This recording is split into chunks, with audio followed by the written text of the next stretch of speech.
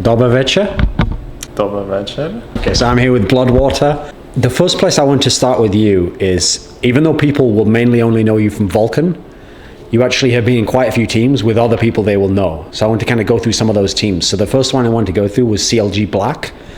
Now this, at the time, the idea behind the team was supposedly to have like a B team, and then they would, like, in theory, maybe new talent would come from there that they'd bring into CLG or something. You played in that team with Link, who now plays in CLG, the main team. What was Link like back then? Was he as good as he is now? Was he a similar sort of player? Back in CLG Black, Link was a really good player, probably one of the best players in the league scene. Okay. He had a really high amount of potential, and CLG really wanted to pick him up back then. So maybe that's why he's on CLG now. Maybe something happened with that. But he was actually planning to go to school after being on CLG Black for quite a few months. And that kind of interfered with our plans on continuing to be on CLG and make CLG a better team and stuff. And we never could really scrim a lot, you know? So after he started going to school, I guess CLG offered him a really good offer, and supposedly he took it, so that's how he's on CLG now. But back then, he was considered a really good player. Right now, people think of BloodWater as one of the best supports in NA, okay? I've actually heard that hype, and I've seen it, like, said from other pro players, like, they think you're one of the best. But what people might not know is that back when CLG was trying out for a support, after LocoDoco left, they ended up taking Aphromoo, okay? Who was actually in this team, funnily enough, like in a past incarnation. So they took Aphromoo, but you were one of the people who tried out for that spot. Like, how close were you to actually getting it? Did your trial go badly or something? Why didn't they pick you up? I don't know if the trial went badly or anything. Supposedly, in double S4s, I wasn't really much of a playmaker. Okay. But that's just because every lane was losing in the game, but during my trial. But I don't really think my trial had anything to do with it. I'm a much different player right now than I am as I was before. Okay. I've changed my playstyle a lot, and I do make a lot of calls now, but I don't make most of the main calls on the team. Pretty much three people on our team make the calls nowadays. So I really, back then, them taking Aphromoo, I think it was just because they thought he made a lot more plays than I did. Okay. How would you describe your playstyle back then? I used to be more aggressive without really using my head much, but nowadays I try to think more before I do something, and I try to have more map awareness and make sure that what I'm going to do won't affect me or my teammates in a negative way. If we do like a hypothetical question, just imaginary, if you could have joined that version of CLG and you could have been the bottom lane with Doublelift, would it have worked? Would it have been a good bot lane? Let's see. If I were to join CLG and lane with Doublelift, I do think that it would probably be one of the best lanes in NA. But unfortunately, I just didn't join the team. And there was also this one thing that I couldn't join CLG back then, just because I was going to school, and I currently still am going to school. I'm currently taking 2 online classes, and I mean, I'm doing fine with just balancing everything, and I think I'm doing pretty well in league as well in terms of skill and everything, so my teammates are fine with it. When they took okay, so last time we remember CLG having a really good bot lane was when they had Chauster and Doublelift back in 2012, okay? Then they had LocoDoco, who most people thought was quite bad. Then they had Aphromoo, where it's like, it sort of worked, sort of didn't sometimes. Now they have Chauster again, and he hasn't been that good. What do you think Doublelift needs from a support? Like, if you were to tell me like the ideal type of a support to go with Doublelift, what do you think it should be? Back in the All-Star event, Doublelift mentioned that Xpecial was pretty much the perfect support for him.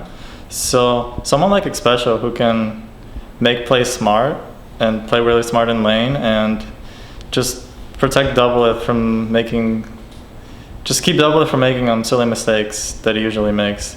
Because he's usually classified as one of the best mechanical ADs, but his decision making isn't quite the best.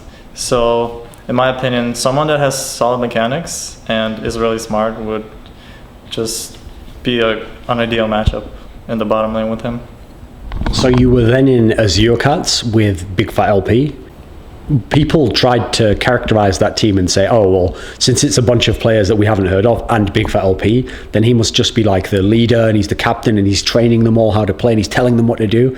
Well, like, how true was this? Were you all already good players? Was he just another member of the team? What was it like within the team? All of us, in my opinion, we were good players. Everyone knew what they were doing, but if someone would make a mistake, Big Fat would just sort of jump in and just say his opinion and say do this instead of do that next time. And we had a really huge problem with junglers on the team back then. We couldn't find any suitable junglers, I guess, for our playstyle. So that was a really big problem for Big Fat, because he would feel a bit helpless in the mid lane sometimes, just because our jungler would lack, I guess, a bit of skill. When you actually came into Vulcun was basically the period when they went from being just an okay LCS team to suddenly they did really well and they made it all the way to like 3rd place in LCS. And so people always look at those sorts of radical changes, and if a player was added, they say, oh, it must just be that player. He obviously, he was the difference maker.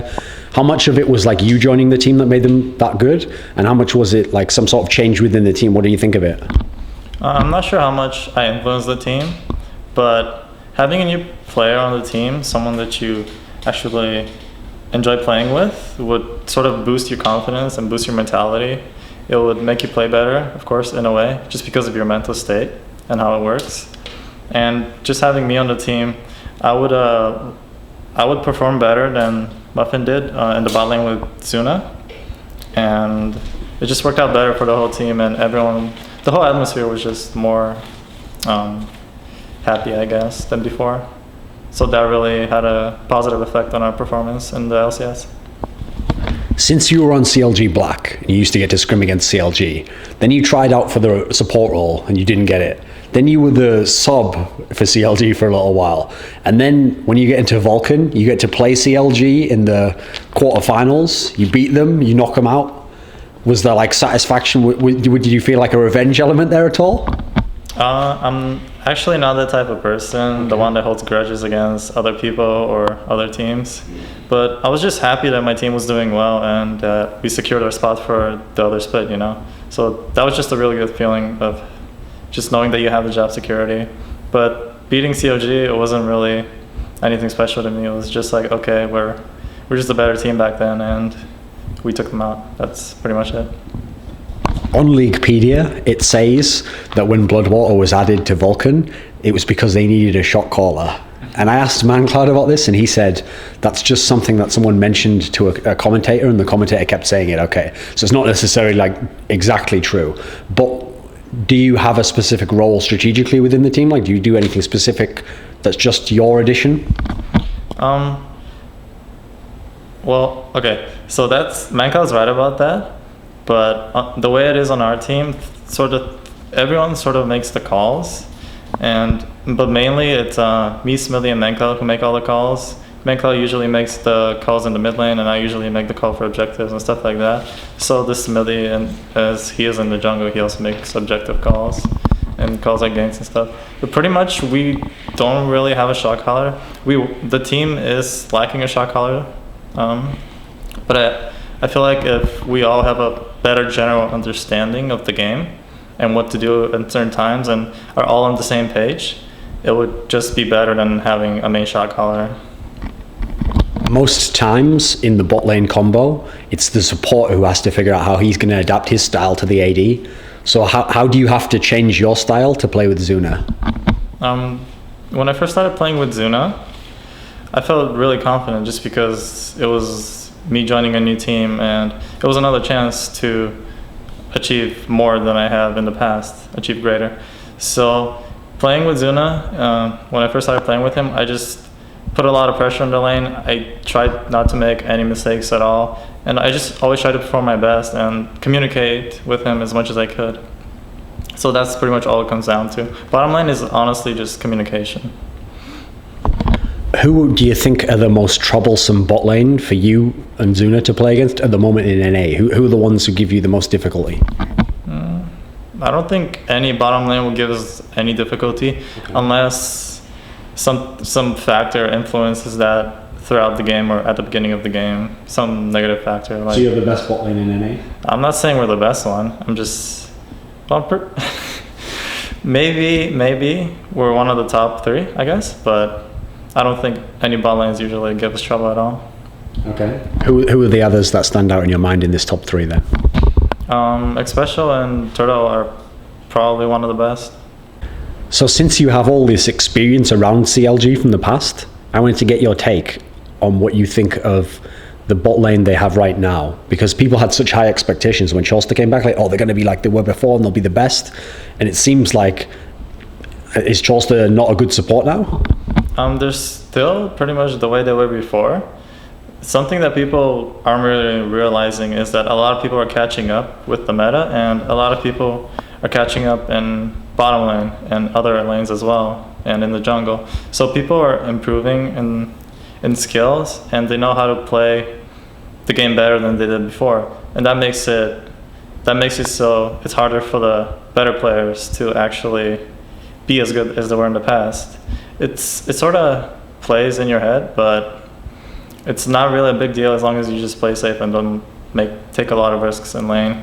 Because recently a lot of people in the bottom lane have improved, and a lot of people know how to play in the bot lane better. Okay, with that said, you play Sona, you play Thresh. How do you evaluate Chauster on Sona and Thresh? I think Chauster's Thresh is one of his best heroes. And he plays Thresh a lot just because CLG needs a sort of a hero or champions that make plays. And that's why Thresh is one of his main heroes that he likes to play.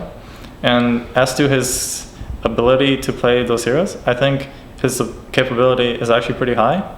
But the one problem is whenever there's a really big moment for a flash crescendo or something, like it was at the playoffs, he missed his flash crescendo. That's pretty huge, and just not being, I guess, not playing so rashly in a way and so aggressive would be something that he would need to work on. When I looked through your most played champions, okay, so almost every support plays Sona, but you're quite known for your Zyra play. What do you think your strengths are with Zyra? What works about the champion for you? I think Zyra's broken. In what way? I think she's really strong. Her aggressiveness in lane cannot be matched by almost any other support. Actually, any other support, unless you somehow get gibbed in the lane by a hero like Thresh or Leona. That's the only way you can lose lane with Zyra. Otherwise, there's no other way. She can outtrade Sona, she can outtrade Lulu because of her plans. And I think Zyra's she's very versatile because she has a strong disengage, and she also has a decent amount of follow-up with her grasping roots, and Strangle Thorns can also be used as a follow-up. So another player, especially from this World Championship, who we saw using Zyra, is PoohManDu. What do you think of him? Is he some Korean god player with this champion? What do you think? I think PoohManDu is one of the best support players in Korea, probably in the world. He's really smart. His Nami is also pretty good, and I do like his Nami a lot. I wish I could play Nami that well, but... Yeah. Well, what is he so special at with it? He just knows how to land his bows. That's something I'm not so good at. Also other players in the NA scene as well. But PoohManDu's Zyra, it's really good. He also likes to run 123.6 Mastery Tree on her. And he's the one that also came up with that. Just because, let's say you're 1v2ing, and the lane you're against is a Renekton, and the Renekton has a Lee Sin jungler, and they try to make a jump on you, the 123.6 would just help you duel them better in 2v2 situations, because usually the top laner and the jungler would have the upper hand on you, considering they have buffs. So the 123.6 is just a really smart tree build, so you can be tankier and you won't die as easy. And I think it's really effective on Zyra just because you can outtrade and outlast like any other support. So another support who we saw, I'm trying to think, I think he played some Zyra this tournament, was YellowStar from Fnatic. And the thing was, YellowStar only switched to support a couple of months ago. What do you think of YellowStar overall, and did he show you anything this tournament? He didn't really show me anything. I pretty much know a lot of things about bottom lane, but YellowStar and Pusu, they're a pretty good bottom lane. But unfortunately, we couldn't perform as well in the tournament as we could have, just because of some factors that, I don't know, we just didn't play as well as we should have in the bottom lane against many teams, especially MVP Ozone, just because we gave Mata Thresh and we gave Imp Caitlyn, so we pretty much, we just screwed up the picks and bans there, but as long as we have our picks and bans, pretty much 100%, we're just destined to win every game. Did Imp live up to the hype of like best Caitlyn in the world? Yeah, to me he did. What was he so good at? Just he knows how to trade back. He knows when you're gonna go aggro on him. He can predict a lot of flash crescendos and things like that. He did dodge one of them, but and many others he couldn't dodge them, which I was surprised. Just because I expected him to dodge all the others as he dodged the first one, but I guess he's not that much of a god, you know. But I really have a really high respect for Imp, and I think he's a great player. Did you get to scrim much against Royal? We got to scrim against Royal, I believe, one time. Okay. And it wasn't like a good scrim, just because the internet was really laggy for both of us, because we were scrimming at the iBauer booth, and we had a lot of lag spikes, so nothing really happened except us killing each other all over and over. Okay. So people are going to say from this tournament, like, oh, the Royal bot lane must be like the best or one of the best in the whole world. Is that accurate? I think Royal's bot lane is extremely good just because of Uzi and Tabe. They have really good synergy. And Tabe is one of those players that I mentioned. He's smart. He knows what to do and when to do it. And Uzi is pretty much another version of Doublelift. And Uzi just mechanics are just perfect. He rarely makes mistakes, and he's a really solid AD carry. And he will always follow up with his support. So you got to play against Gambit, and the thing about their bottom lane is that they have one of the most like polarizing players in the world, Genja. Because some players think he's really good, and some, like Doublelift, think he's like an idiot and he doesn't know what he's doing and he's building the wrong items, and why does he play so passive? What was your sense from playing Genja? Like, what were his strengths? What were his weaknesses? What did you think overall? Playing against Gambit, both games were pretty, well, the first game was pretty much the only game that we had trouble, and the second game was the one we threw. I don't know what happened with that one, but throughout the first game, basically Genja and Sona, they both had a kill each, right? And Sona and Kog'Maw were really ahead of us, and we just couldn't trade as I think we were Zyra Caitlyn, so there was nothing we could do except just sit at our turrets. So factors like that can really affect bottom lane, like in a really bad way, I guess. And just when things like that happen, it's really unfortunate. What did you think of the Kog'Maw Trinity Force build? Is it a bit too wacky? Is it a good build? Well, I think Trinity Force on Kog'Maw is good, but I mainly think what makes it good is just the phage, just because it gives you move speed and it allows you to keep up with the enemy and just attack them from 750, 800 range, as much as Kog'Maw's W is. And I think it's a really smart item to build on Kog'Maw. But the only bad thing is if you don't get ahead with Kog'Maw and you do decide to build phage on him, you won't really do much damage. So he did play Triforce Kog'Maw against Imp's Vayne, and the only reason why I think that went well is just because they had Kog'Maw Sona, and Sona just gave Kog'Maw extra damage, so Vayne just got nuked a lot. But I think if it was any other carry, it probably would have been able to stand up against Kog'Maw with phage, just because Kog'Maw with phage doesn't have a lot of damage. Since we talked a bit like PoohManDu and we talked about the Ozone bot lane, if we also talk about another Korean support, has to be MadLife, obviously. You play Thresh. Since you play Thresh and you're known to be a good support, is MadLife's Thresh really like above everyone else's? Pretty much. MadLife, his Thresh, every mechanic that he does, it seems really well practiced. And to me, it just feels like he's played millions of games with Thresh, and he has a lot of experience and knows what to do and when to do it and how to do it properly, and better than every other Thresh player in the world. So just MadLife, he's just a really great support player. When people see the highlight plays, okay, so the famous one is when Ezreal arcane shifted and he like threw the Thresh hook so it like landed where he arcane shifted into. When he does stuff like that, Is that the sort of thing that you like? Do you practice stuff like that? Do you try to do stuff like that? Is it just that MadLife has some extra ability to do that no one else can do it? Pretty much, what MadLife does is he predicts what if you're trying to land a skill shot on a hero that has an escape, you have to predict where the hero will try to escape to, or like which direction he'll go, and just shoot your skill shot in that direction. It's pretty much you're just hoping for the best, and you're hoping that he does use his escape ability and wherever you threw your skill shot. And if it does land, okay, you're a god, it landed. But if it doesn't, then okay, well, at least you tried, and you can still probably try to chase him down for the kill. If we think about the bot lanes at the moment, people in general will say that they think NA actually isn't as strong as it was maybe in the past. Like, do you agree with this? Is like Asia just ahead in bot lanes? I really don't agree with this. It just, a lot of game factors affect bottom lane in good and bad ways. So a lot of people can notice all of that happening, but that's just my perspective. I don't think NA is lacking at all. I think NA has strong bot lanes as well.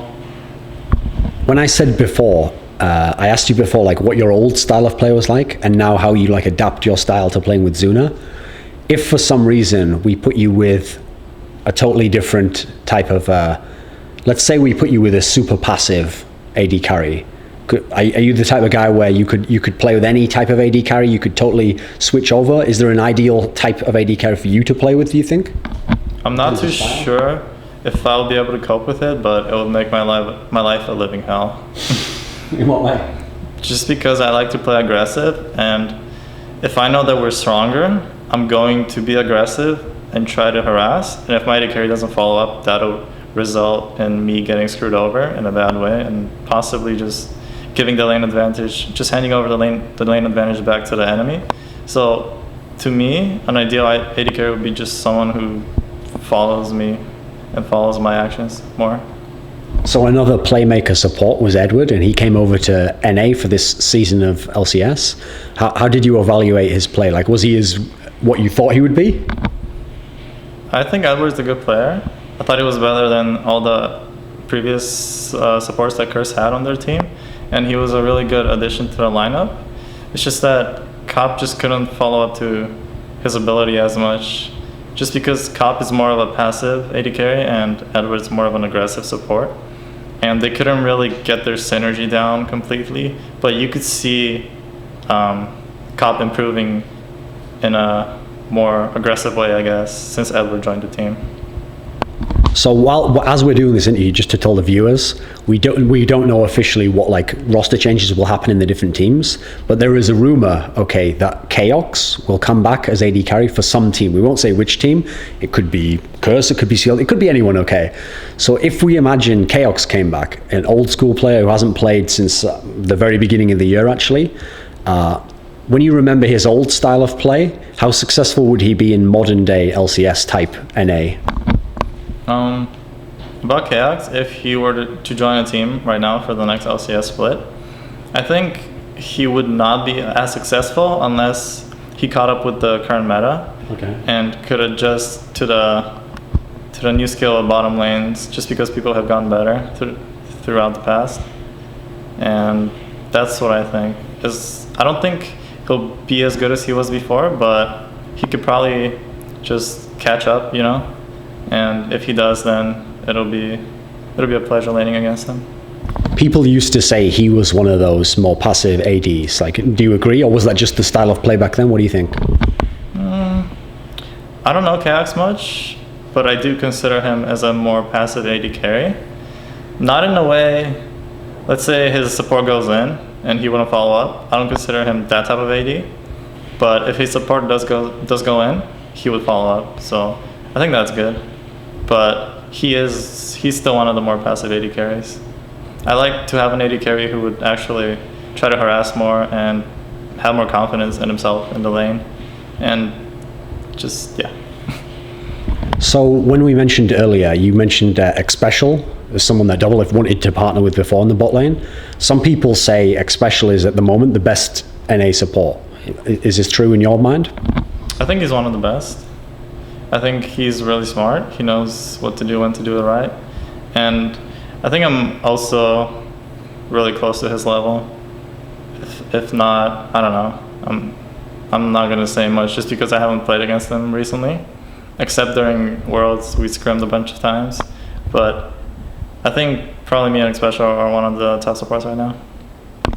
Does knowing how good he is make you think any differently about the AD carries he's played with, like Wild Turtle or Chaos? Like, they obviously, if the bot lane wins, people often give the credit to the AD carry. Like, is it special, like carrying these guys to some degree? Does he make them so good? What do you think of the way he synergizes with his bot lane? Special is a really good addition to TSM just because he's sort of a passive aggressive support. He knows when to play passive, when to play aggressive, when to make plays. He's just smart overall in general, and he just knows when to do things. So I think that just having Special on that team, it's good, especially in the bottom lane. For so many players, because it's so hard to really master champions, the changing of the meta can really affect the fortunes of a specific player, okay? If we were able to pick one champion that isn't used very much in support now, and either like the game will change so that it becomes more viable, or it just comes back anyway in terms of people using it more, which champion should we introduce to make BloodWater like even better? What would be one you'd like to see come back that you'd be awesome on this champion? The hero that I would want to play would be Nami, just because I feel like her abilities can counteract a lot of enemy abilities, such as her bubble and her ultimate. They're really good for disengaging, except the only con for Nami is her bubble. It's really hard to hit, and you have to be really good and smart at using it. Okay, so you say Nami, but I watched PoohManDu play a lot of Nami in this tournament, and he looked awesome. Like every tidal wave seemed to land. You were mentioning before his ability to like bubble in lane was like insane. So isn't it viable now? Are you going to pick it up and use it again? I think Nami will always be viable, but it just depends on how well the player plays the hero. So if I can play the hero really well, then you guys will probably see me playing Nami in the future, but if not, then I probably won't be. It's pretty much the same with every other support. That's some of the reasons they don't play the certain support, or just because them and their team don't think it's a good pick in the current meta. When we think of the group stage of this tournament, the Season 3 World Championship, we all know like the way people are going to sum up Vulcun was like, oh, they threw the games at the end. That's what they're always going to say, okay? But what I wanted to know was, in general, that's something I've heard people criticize NA as a region for, and say that a lot of the teams in NA, if you watch the LCS NA games, it's like they call it like the game of throws. Like whoever throws the game last is the one who loses the game, basically. Is there any truth to this? I don't think there's any truth to this. A lot of teams throw. Maybe some teams throw less than other teams, and I guess it's just a thing in NA that NA is weaker and NA does this, NA does that. Other teams don't do that as much. But I've seen a lot of other international teams throw, especially at Worlds, so I'm not really surprised. If we think about the other teams that were in your group, so we have like Ozone, Fnatic, Gambit, reasonably how close were you to these teams? Which ones were the best of the ones you played, and which ones did you feel like were at the same level? I think that we showed every team that we can, perform up to their level and even better. The bad part about this is that we kind of threw some games, and that kind of sets us back a bit, but we showed that we're probably one of the better teams in Worlds, and too bad we couldn't prove it. Hopefully next year we can. Okay, so actually one of the things as well, when people looked at some of the games that your team threw, they said, okay, in most of the games, your team actually had like either a lead or like a small lead, like the early lead, basically. And so you had times when people thought you were going to win the game. Does your team struggle at all in team fighting 5v5 situations? I wouldn't say that our team struggles.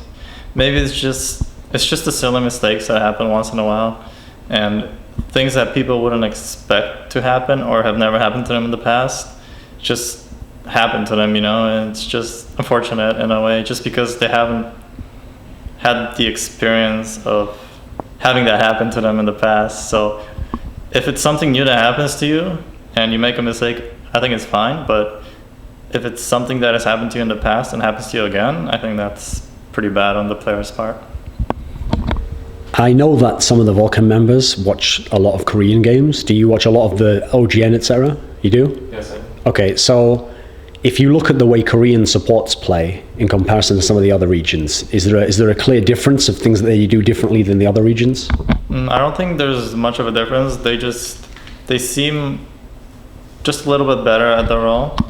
Not too much. They just know how to use their resources better, their map control better, and pretty much everything that they do, they just do it more perfectly and better.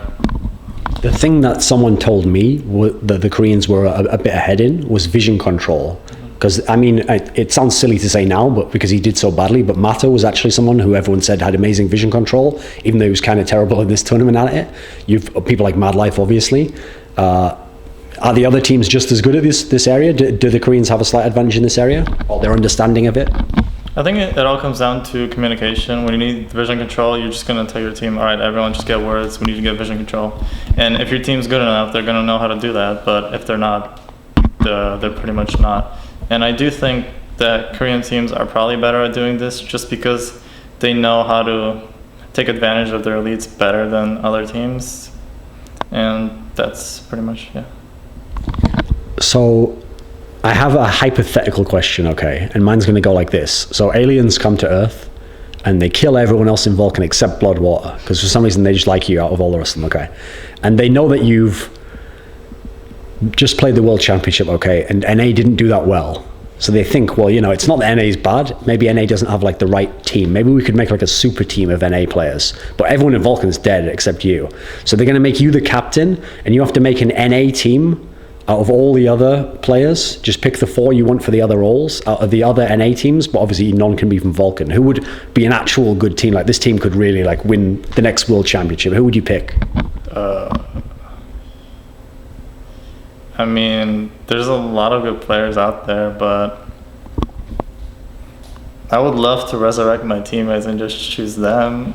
Is that not an option? No, yeah, they force you to. You have to pick other players. Maybe I'll just pick the aliens since they're so smart. Maybe they can just beat all the other players and perform better than them. I don't know. Okay. Do you have a final message or someone you want to thank or say hello to at the end of the interview? Just want to thank all my fans, friends, and family. You guys have been very supportive, and I'm very thankful for that. And hopefully I can continue to make you guys proud in the future. Благодаря. Thank you.